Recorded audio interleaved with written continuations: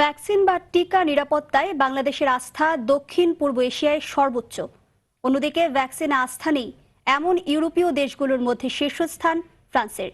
সম্প্রতি London school of hygiene and tropical মেডিসিনের তত্ত্বাবধানে পরিচালিত জরিপে এমন তথ্য উঠে আসে। মুজাহিদা হোসেন জানাচ্ছেন বিস্তারিত।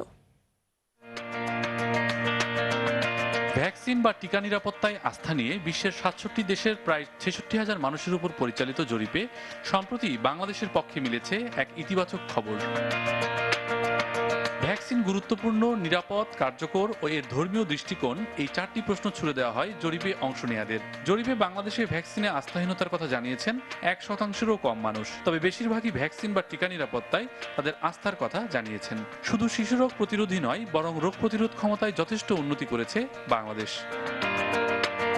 জরিপটি বলছে বাংলাদেশ, ইরান ও ইকুয়েডরের মানুষরা সবচেয়ে বেশি আস্থা রেখেছে টিকা বা ভ্যাকসিন সেবায়। তবে এটি নিয়ে সংশয়ে আছে রাশিয়া, ইতালি ও আজারবাইজানের মতো দেশগুলো।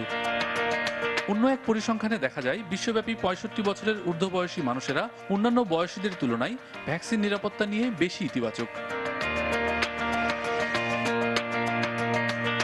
ইউরোপে ভ্যাকসিন সেবায় আস্থা নেই এমন দেশগুলোর মধ্যে শীর্ষে অবস্থান ফ্রান্সের।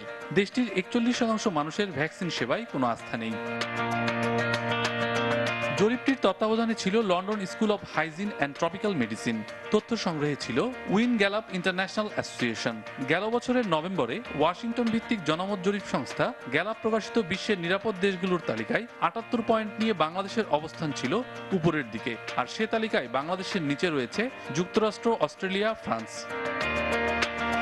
এছাড়া দক্ষিণ এশিয়ার অন্য দেশগুলোর মধ্যে বাংলাদেশের নিচে অবস্থান ভারত ও পাকিস্তানেরও। মুজাহিদ আহসান, RTV।